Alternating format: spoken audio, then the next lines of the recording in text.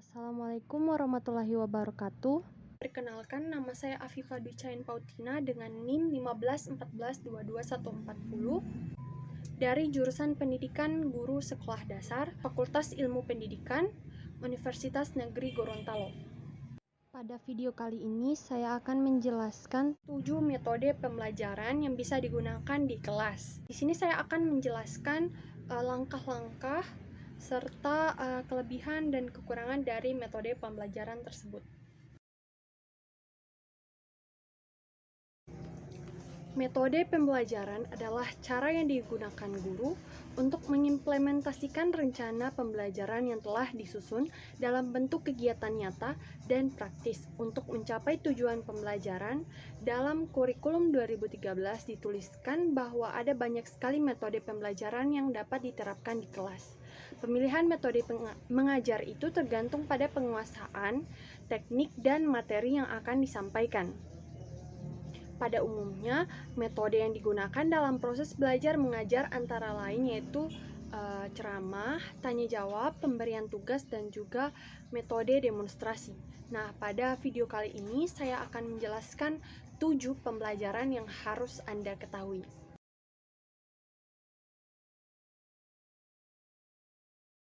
Yang pertama yaitu metode studi kasus. Metode studi kasus atau case study dapat digunakan dalam pembelajaran aktif.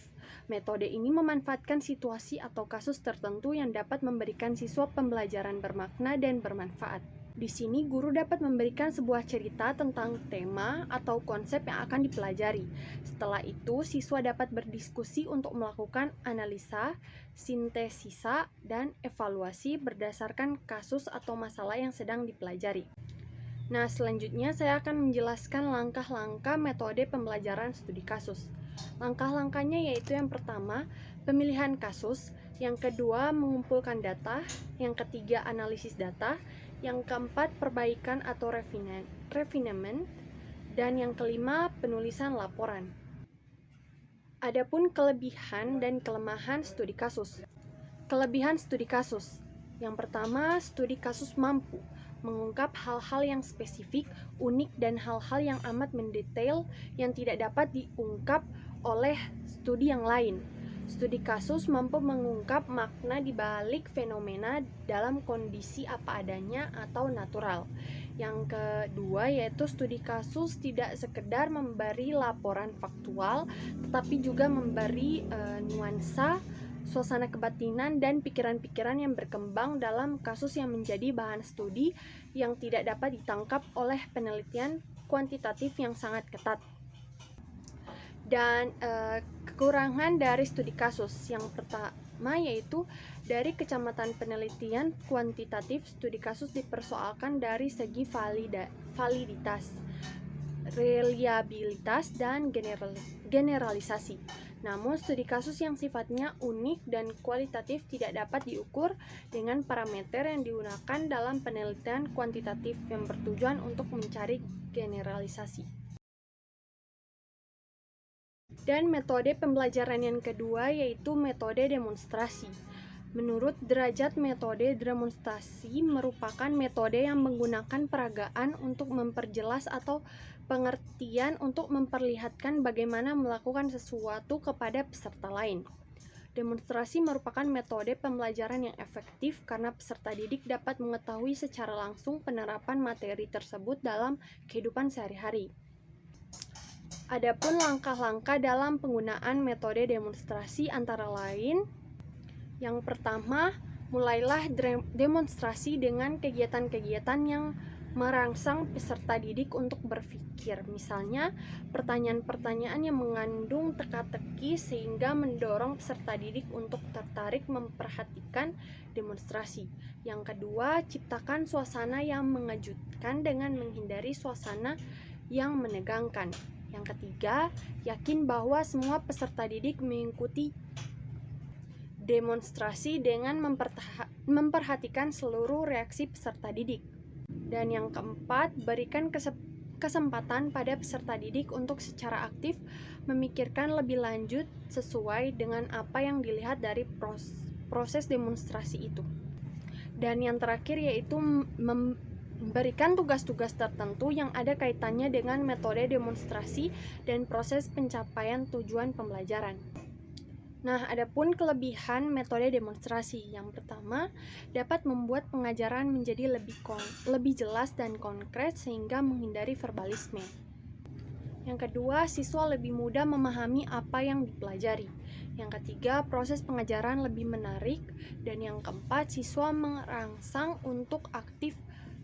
dirangsang untuk aktif mengamati, menyesuaikan antara teori dengan kenyataan dan mencoba melakukannya sendiri. Kalau ada kelebihan, pasti juga ada kekurangan. Nah, kekurangan metode demonstrasi ini, yang pertama yaitu metode ini memerlukan keterampilan guru secara khusus, karena tanpa ditunjang dengan hal itu, pelaksanaan demonstrasi tidak akan efektif. Yang kedua, fasilitas seperti peralatan, tempat, dan biaya yang memadai tidak selalu tersedia dengan baik. Dan yang ketiga, demonstrasi memerlukan kesiapan dan perencanaan yang matang di samping memerlukan waktu yang cukup panjang, yang mungkin terpaksa mengambil waktu atau jam pelajaran lain, sehingga dalam melakukan metode demonstrasi ini kita perlu mengkombinasikan dengan metode lain sehingga dapat saling melengkapi. Dan metode pembelajaran yang ketiga yaitu metode discovery. Ahli psikologi perkembangan dan psikologi belajar kognitif, Brunner, berpendapat bahwa discovery learning adalah tempat bagi siswa membangun ide atau konsep baru berdasarkan pengetahuan yang ada. Adapun langkah-langkah model discovery learning menurut Widyaswara tahun 2017, yaitu yang pertama stimulasi atau pemberian rangsangan, yang kedua problem statement atau pernyataan ataupun identifikasi masalah, dan yang ketiga yaitu data collecting atau pengumpulan data, yang keempat data processing atau pengolahan data, yang kelima verification atau pembuktian, dan yang keenam generalization atau menarik kesimpulan atau generalisasi. Kelebihan dari metode discovery ini yaitu yang pertama, mendorong keaktifan siswa dalam pembelajaran untuk menemukan hasil akhir. Yang kedua, pengetahuan yang ditemukan sendiri oleh siswa melalui proses kognitif akan masuk ke memori jangka panjang sehingga akan bertahan lama dalam ingatan mereka. Dan yang ketiga, pengetahuan yang dipelajari akan lebih mudah digunakan kembali. Dan yang keempat, meningkatkan kemampuan siswa dalam penalaran dan berpikir sistematis. Adapun kekurangan dari metode discovery ini, yang pertama yaitu tidak semua mata pelajaran dan materi dapat diajarkan menggunakan pembelajaran penemuan. Yang kedua, model pembelajaran kurang mengembangkan aspek konsep, keterampilan, dan emosi secara keseluruhan karena lebih berfokus pada menciptakan pemahaman siswa. Dan yang ketiga, tidak semua siswa bisa diajak kerjasama untuk melakukan proses berpikir dalam pembelajaran yang diharapkan. Dan metode pembelajaran yang keempat yaitu metode Jigsaw. Menurut Lee tahun 2008, model pembelajaran Jigsaw merupakan sistem pelajaran kooperatif yang memberi kesempatan kepada siswa untuk bekerja sama dengan sesama siswa dalam tugas-tugas yang terstruktur. Metode Jigsaw ini menghendaki siswa untuk belajar dengan berkelompok. Guru dapat mendorong siswa untuk kerjasama dalam kelompok. Setiap anggota kelompok mendapat tugas untuk memahami dan mendalami bagian tertentu dari tema yang dipelajari. Kemudian setiap anggota kelompok menggabungkannya hasil belajarnya sehingga terbentuk satu pemahaman yang utuh. Jenis metode pembelajaran ini membuat siswa belajar mendengar dan belajar satu sama lain.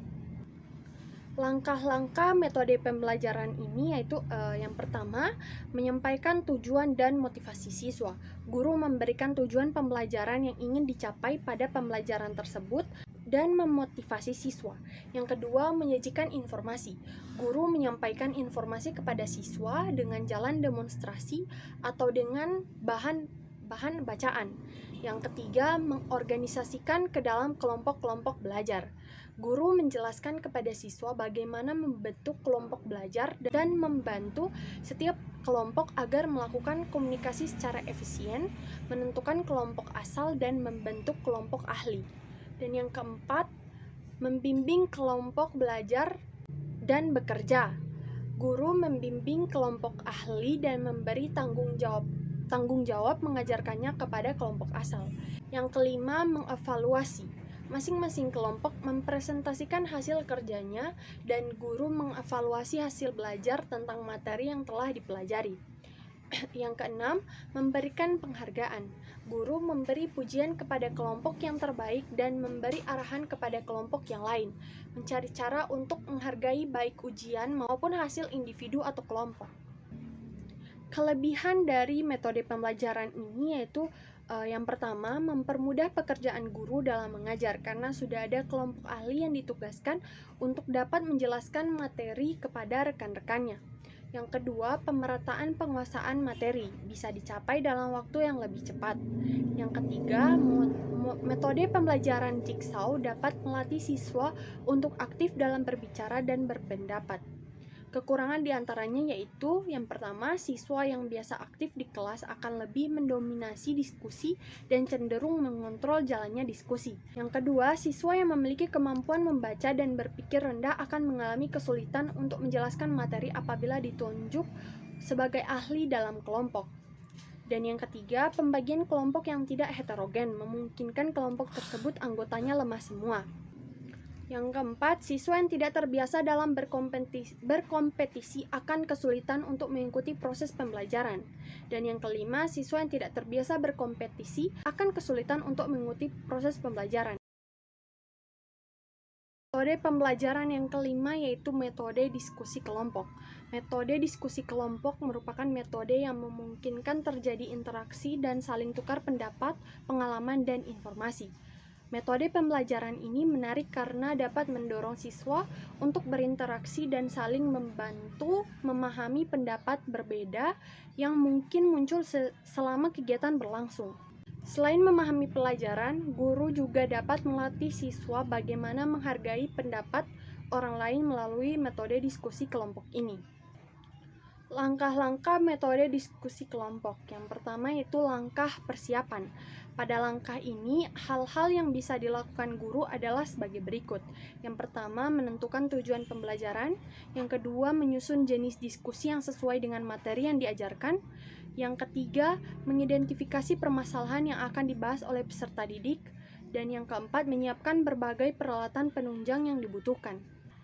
Langkah yang kedua yaitu langkah pelaksanaan. Pada langkah ini, hal-hal yang bisa dilakukan guru adalah sebagai berikut. Yang pertama, mengarahkan peserta didik untuk mengikuti aturan yang telah ditetapkan. Yang kedua, memulai diskusi sesuai aturan di mana guru harus selalu mengontrol kondisi kelas agar tetap kondusif.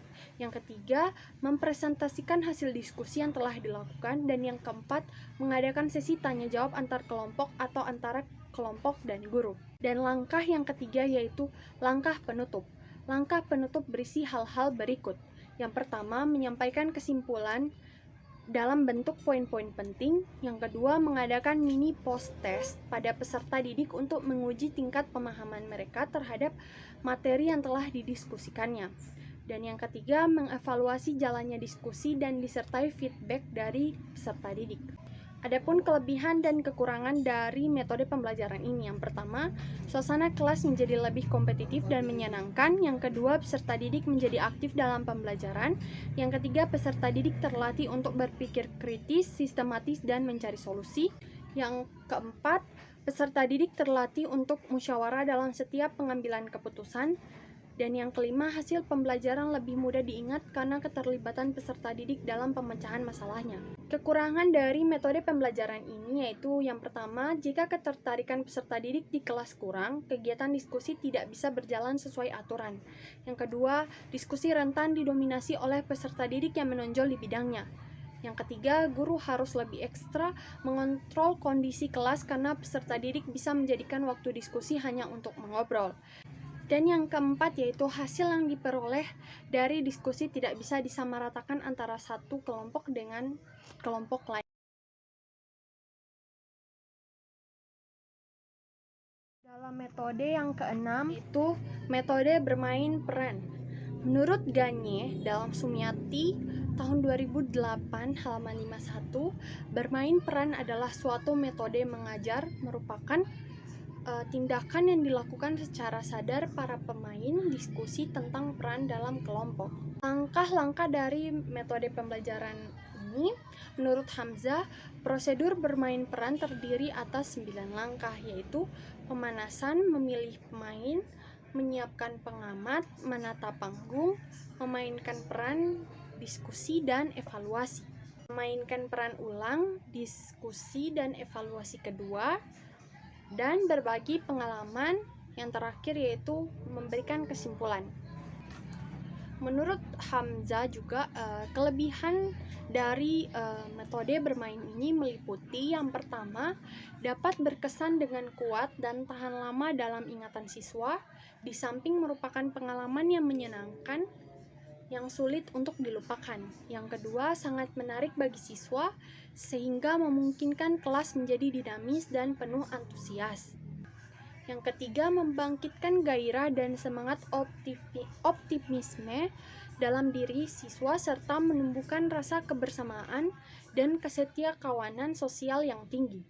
Yang keempat, dapat menghayati peristiwa yang berlangsung dengan mudah dan dapat memetik butir-butir hikmah yang terkandung di dalamnya dengan penghayatan siswa sendiri. Kelemahan dari metode pembelajaran ini, yang pertama, memerlukan waktu yang relatif panjang. Yang kedua, memerlukan kreativitas dan daya kreasi yang tinggi dari pihak guru maupun murid, dan ini tidak semua guru memilikinya. Yang ketiga, kebanyakan siswa ditunjuk sebagai pemeran merasa malu untuk memerlukan suatu adegan tertentu. Yang keempat, apabila pelaksanaan role playing dan bermain pemeran mengalami kegagalan, bukan saja dapat memberi kesan kurang baik, tetapi sekaligus berarti tujuan pengajaran tidak tercapai. Dan yang kelima, semua materi pelajaran dapat disajikan melalui metode ini. Metode yang ketujuh atau metode yang terakhir yang akan saya jelaskan di video kali ini yaitu metode tugas proyek atau project based learning. Project based learning adalah metode pembelajaran yang dapat diterapkan pada semua jenjang pendidikan. Dalam metode pembelajaran ini, pendidik berperan sebagai fasiliator. Project based learning bertujuan untuk menemukan pemecahan masalah.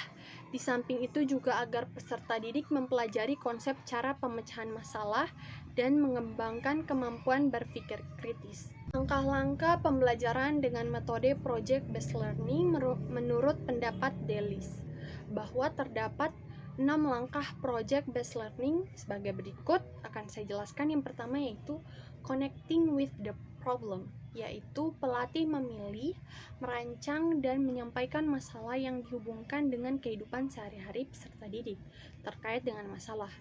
Yang kedua, setting up the structure. Setelah peserta didik telah terlibat dengan masalah, pendidik menciptakan struktur untuk bekerja melalui masalah yang dihadapi. Struktur ini akan memberikan rancangan tugas-tugas yang harus dilakukan oleh peserta didik. Struktur menjadi kunci dari keseluruhan proses bagaimana peserta didik latihan berpikir melalui situasi nyata dan mencapai solusi yang tepat. Dan yang ketiga itu visiting the problem. Pendidik fokus pada ide-ide yang dimiliki peserta didik pelatihan bagaimana menyelesaikan masalah. Fokus tersebut diarahkan untuk menghasilkan fakta dan daftar item yang membutuhkan klarifikasi lebih lanjut. Dan yang keempat yaitu revisiting the problem. Setelah peserta didik dalam kelompok kecil menyelesaikan tugas mandiri, mereka harus segera bergabung kembali dalam kelas untuk menemukan kembali masalah-masalah tersebut. Pendidik pertama-tama meminta kelompok kecil untuk melaporkan hasil pengamatan mereka. Pada saat itu, pendidik menilai sumber yang mereka pakai sebagai referensi, waktu yang digunakan, dan efektivitas rencana tindakan yang akan dilakukan. Yang kelima yaitu producing a product atau performance, membuat hasil pemecahan masalah yang disampaikan kepada pendidik untuk dievaluasi tentang mutu isi dan penguasaan skill mereka. Dan yang keenam, evaluating performance and the problem. Pendidik meminta peserta didik untuk mengevaluasi hasil kerja atau performance dari kajian masalah dan alternatif solusi yang diajukan. Kelebihan dari metode pembelajaran ini, yang pertama yaitu menyediakan kesempatan pembelajaran berbagai disiplin ilmu. Yang kedua, menyediakan kesempatan untuk membangun hubungan dengan komunitas yang besar. Yang ketiga, mendorong peserta didik untuk mengembangkan dan mempraktikkan keterampilan komunikasi. Yang keempat, memberikan pengalaman pada peserta didik pembelajaran dan praktik dalam mengorganisasikan proyek dan membuat alokasi waktu dan sumber-sumber lain seperti perlengkapan untuk menyelesaikan tugas. Dan yang kelima, membuat suasana belajar menjadi menyenangkan sehingga peserta didik maupun pendidik menikmati proses pembelajaran. Kekurangan dalam project based learning antara lain yaitu memerlukan banyak waktu untuk menyelesaikan masalah, membutuhkan biaya yang cukup banyak, banyaknya persediaan yang harus disediakan, peserta didik yang memiliki kelemahan dalam percobaan dan pengumpulan informasi akan mengalami kesulitan. Ada kemungkinan peserta didik ada yang kurang aktif dalam kerja kelompok, dan ketika topik yang diberikan pada masing-masing kelompok berbeda, dan dikhawatirkan peserta didik tidak bisa memahami topik secara keseluruhan.